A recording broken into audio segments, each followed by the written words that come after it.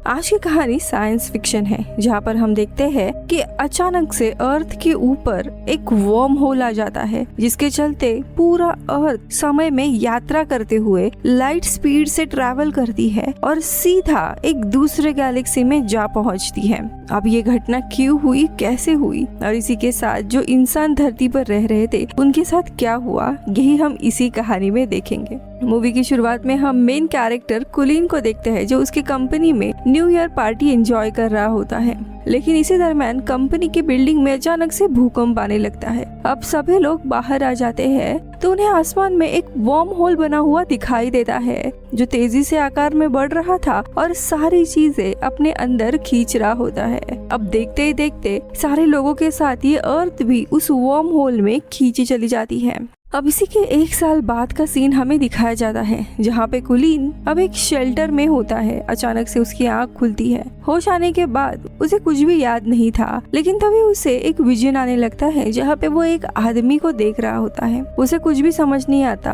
अब फौरन वो इस कैंप से निकलने के लिए बाहर जाता है। तभी शेल्टर के कुछ लोग उसे देख लेते हैं और उसे रोकने के लिए आते हैं, लेकिन कुलीन चालाकी से उन सारे लोगों को एक रूम में बंद कर देता है और वहाँ से निकल जाता है। बाहर आने के बाद वो अर्थ का नजारा देखता है, जहाँ पे पूरी बड़ी बड़ी इमारतें तबाह हो चुकी है। साथ ही आसमान में उसे 2 सूर्य दिखाई देते हैं और कुछ ब्लू कलर के क्रिस्टल भी जमीन पर गिर रहे होते हैं, जिनसे बचते हुए कुलीन को चोट आ जाती है। या दूसरी तरफ शेल्टर के लोग किसी तरह बाहर आ जाते हैं और कुलीन को ढूंढते हुए जब वो आगे बढ़ते हैं तब उन्हें कुलीन गिरा हुआ मिलता है। अब वे लोग उसे वापस शेल्टर के अंदर लेकर आते हैं और उसका इलाज करते हैं। थोड़े समय के बाद उसे होश आता है, तब उसे फिर से वही आदमी के विजन्स आने लगते हैं। लेकिन तभी वहाँ पे सारा आ जाती है, जो पिछले 1 साल से कुलीन और इस शेल्टर के बाकी लोगों का इलाज कर रही थी। सारा के आने के बाद कुलीन उसे बताता है कि उसने बाहर आसमान में 2 सूर्य को देखा है, जिस पर सारा कुलीन को समझाती है कि तुमने पहले भी इन 2 सूर्य को देखा था। और फिर वो उसे अपनी जेब चेक करने के लिए कहती है। अब कुलीन को अपनी जेब में एक नोट मिलता है, जो उसने खुद के लिए छोड़ा था। उसमें लिखा था कि तुम्हारा नाम कुलीन है और इस हादसे के वक्त तुम्हारी याददाश्त चली गई है। दरअसल पिछले साल न्यू ईयर के दिन आसमान में अचानक से एक वर्म होल क्रिएट हो गया था, जिसके बाद पूरी अर्थ उस वर्म होल के थ्रू किसी और ही सोलर सिस्टम में चली गई थी, जहाँ पे अब अर्थ 2 सूर्य और 5 चांद के बीच में है। अब अचानक कुलीन को अपनी पत्नी और बच्चे याद आते हैं और वो उन्हें ढूंढने के लिए बाहर जाने लगता है, लेकिन सारा उसे जाने से रोक कर कहती है कि तुम्हारी पत्नी और बच्चे मर चुके होंगे, क्योंकि इस हादसे में बहुत ही कम लोग सरवाइव कर पाए हैं। साथ ही कुलीन की हालत इस वक्त ठीक भी नहीं थी। दूसरी तरफ जैक नाम का एक आदमी, जो शेल्टर का हेड होता है, वो बैरन और मार्टी को शेल्टर के बाहर फ्यूल और फूड ढूंढने के लिए भेजता है। इधर बैरन और मार्टी जाते वक्त कुलीन को भी अपने साथ लेकर जाते हैं, जिसके बाद यह तीनों फ्यूल ढूंढने के लिए शेल्टर के बाहर चले जाते हैं। यहाँ रास्ते में कुलीन उनसे आसमान से गिरने वाले ब्लू क्रिस्टल के बारे में पूछता है, तो बैरन बताता है यह क्रिस्टल एटमॉस्फेयर में जमी हुई मीथेन गैस का है, जो आसमान से नीचे गिर रही होती है। जिसके बाद मार्टी कुलीन को ई क्लाउड के बारे में बताता है, जिनमें 2 मिलियन वोल्ट गैलेक्टिक करंट होता है, जिसे टच करने से इंसान मर सकता है।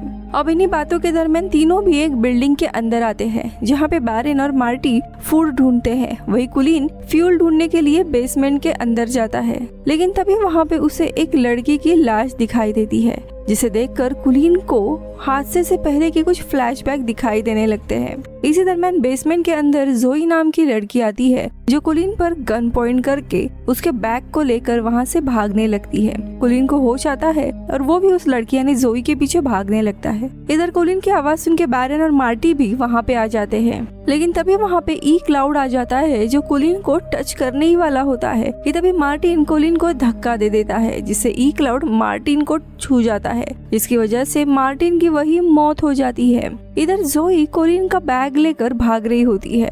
वही जोई ई क्लाउड से बचने के लिए एक कार के अंदर चली जाती है, लेकिन सही समय पर कुलीन भी वहाँ पे आ जाता है और उसी कार में बैठ जाता है। क्लाउड के हटने के बाद कुलीन जब कार से बाहर आता है, तब जोई पीछे से कुलीन के ऊपर गन पॉइंट कर देती है, लेकिन तभी कुलीन जोई से उसका गन को छीन लेता है। लेकिन इसी दरमियान पीछे से एलेक्स नाम का एक आदमी कुलीन के सर पर वार कर देता है और कुलीन वही बेहोश होता है। इधर कुलीन को होश आने के बाद जब एलेक्स को उसके पास से कुछ भी नहीं मिलता तब एलेक्स कोलिन को मारने का डिसाइड करता है। तभी कोलिन उसे बताता है कि उसके पास बहुत सारे पैसे हैं जो उसके ऑफिस में रखे हुए हैं। अब एलेक्स को उसकी बातों पर भरोसा नहीं होता, लेकिन जब कोलिन उसे अपने ऑफिस की तस्वीर दिखाता है तब एलेक्स को उस पर भरोसा हो जाता है। जिसके बाद कोलिन एलेक्स, नादिया और जोई के साथ अपने ऑफिस ढूंढने के लिए निकल जाता है। अब आगे चलते हुए ये लोग फाइनली कोलिन के ऑफिस पहुंच जाते हैं। कोलिन एलेक्स को उसके कैबिन में लेकर जाता है। वही जोई और नादिया बाहर इंतजार कर रहे थे। कैबिन के ड्रॉवर में कोलिन को एक मैगजीन मिलती है जिसके फ्रंट पेज पर उसकी पत्नी और बच्चों की तस्वीर होती है, जिसे देख उसे याद आता है कि ये दोनों सिर्फ एक मॉडल है जिसे वो अपनी पत्नी और बच्चे समझ रहा था। इसके बाद वह अपने ड्रॉवर में पासवर्ड डालकर कुछ पैसे बाहर निकलता है और लेकिन तभी कोलिन एलेक्स के ऊपर अटैक कर देता है और दोनों की भी लड़ाई होने लगती है। लेकिन तभी ऑफिस के अंदर एक क्लाउड आने लगता है जिसे देखकर जोई और नादिया कोलिन के कैबिन के अंदर चली जाती है, जहां वो देखती है कि दोनों भी लड़ रहे होते हैं। जिसके बाद नादिया पीछे से एलेक्स के ऊपर हमला कर देती है और इसी में कोलिन जोई और नादिया के साथ वहां से भाग निकलता है। आगे पूरी बिल्डिंग में ई क्लाउड फैल रहा होता है। वही बाहर निकलते समय जोई गलती से एक मेटल रॉड को टच कर देती है जिससे उसे शॉक लग जाता है और वो बेहोश हो जाती है। अब ये क्लाउड कोलिन और नादिया को टच करने ही वाला होता है कि तभी जैस्पर आ जाता है जो उन क्लाउड को अपने डिवाइस से दूर कर देता है।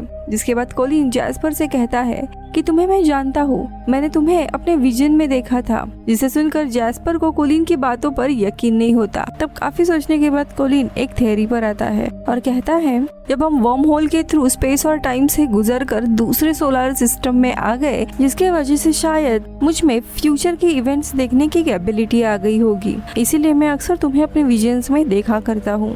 अब जैस्पर उन्हें अपनी कार में बैठाकर अपने घर लेकर जाता है, जहाँ रास्ते में जैस्पर उन्हें बताता है कि वो पहले प्राइड इंडस्ट्रियलिस्ट में फ्यूल सेल इंजीनियर था। ये वही कंपनी है जिसका मालिक कोलिन होता है। वो एक फ्यूल सेल के ऊपर काम कर रहा था और पिछले साल वर्म होल इसी फ्यूल की वजह से क्रिएट हुआ है। अब इसी दरम्यान कोलिन को फिर से पिछले साल का हुआ हादसे के विजन्स आने लगते हैं, जहाँ पार्टी वाली रात कोलिन और जैक को अपने साथ में देखते हैं और इसी वक्त कोलिन बेहोश हो जाता है।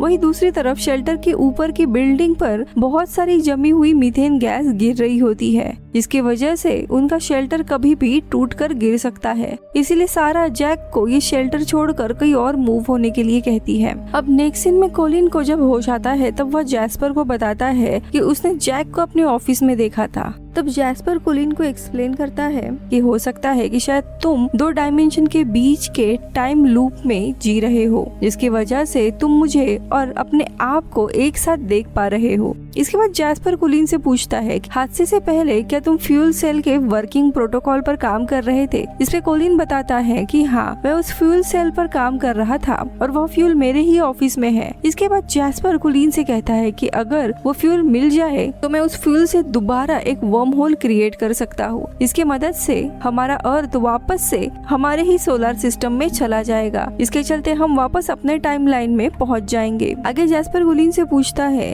कि उसे सबसे ज्यादा विजन्स कब से आ रहे हैं, तो कोलिन बताता है कि जब वो बेहोश होता है तभी उसे सबसे ज्यादा विजन्स आते हैं। इसके बाद जैस्पर कोलिन को बार बार रिपीट करने के लिए कहता है कि प्रोटोटाइप लो और उसे टेस्ट फैसिलिटी तक पहुंचाओ, ताकि जब उसे विजन आए तब उसे यही याद रहे कि उसे फ्यूल सेल को टेस्ट फैसिलिटी तक पहुंचाना है। जिसके बाद कोलिन बार बार ऐसे ही रिपीट करने लगता है, लेकिन तभी जैस्पर अपने डिवाइस से कोलिन को शॉक देकर बेहोश कर देता है। जिसके बाद कोलिन सीधा पार्टी वाली रात में पहुँचता है, तब उसे इसके बारे में याद होता है। जिसके बाद कोलिन बड़ी चालाकी से उस फ्यूल को टेस्ट फैसिलिटी के अंदर लेकर चला जाता है, जो उसे करना था।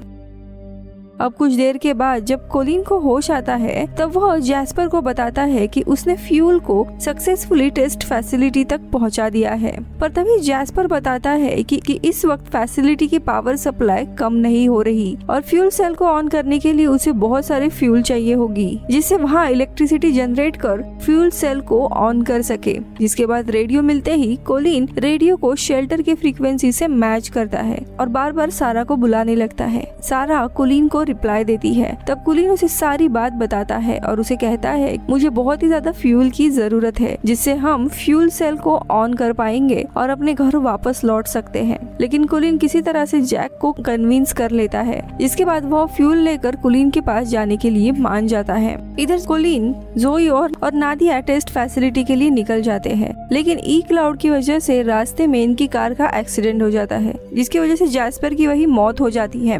पर मरने से पहले जैस्पर कुलीन को आगे के प्रोसेस बता देता है, जिसमें उसे फ्यूल की मदद से जनरेटर को ऑन करना है। जिसके बाद कुलीन जैस्पर के डिवाइस को लेकर जोई और नादिया के साथ फैसिलिटी की ओर निकल पड़ता है। और जब ये सभी फैसिलिटी के अंदर पहुंचते हैं, तब कुलीन की नजर उसके पिता की तस्वीर पर पड़ती है। तब उसे उसकी कुछ मेमोरीज याद आती है, जहाँ पे वो अपने फ्रेंड डैनी से इस फ्यूल सेल को लेकर कुछ बात कर रहा होता है। और डैनी इस फ्यूल सेल को गवर्नमेंट को बेचकर पैसे कमाना चाहता था, जिसके लिए कुलीन तैयार नहीं था। पर बाद में डैनी कुलीन को धोखा दे देता है और उससे फ्यूल सेल को छीन लेता है। इधर सारा और जैक फ्यूल लेकर फैसिलिटी तक पहुंच जाते हैं। वही कुलीन को भी फ्यूल सेल मिल चुका होता है, जिसके बाद जैक जनरेटर में फ्यूल डालकर उसे ऑन करता है, जिससे फैसिलिटी में इलेक्ट्रिसिटी आ जाती है। जिसके बाद कुलीन फैसिलिटी के लैब में आ जाता है, लेकिन तभी फैसिलिटी के अंदर भी ई क्लाउड आने लगता है, जिससे नादिया जैस्पर के डिवाइस से शूट कर वापस भेज देती है। इधर कुलीन फ्यूल सेल को टेस्ट मशीन के अंदर रख उसे ऑन करता है, पर फ्यूल सेल ऑन ही नहीं होता, जिसकी वजह से सभी मायूस हो जाते हैं और सभी लोग अपने आखिरी पल को याद करने लगते हैं, क्योंकि इनके पास यही लास्ट चांस होता है अपने घर वापस जाने का। लेकिन तभी वापस से जमीन हिलने लगती है, मानो भूकंप आ गया था। सभी लोग बाहर आकर देखते हैं तो आसमान में एक वर्म होल ऑलरेडी क्रिएट हो चुका था, जिसमें अब एक एक करके सारे लोग अंदर जाने लगते हैं और अर्थ भी उसके अंदर आ जाता है।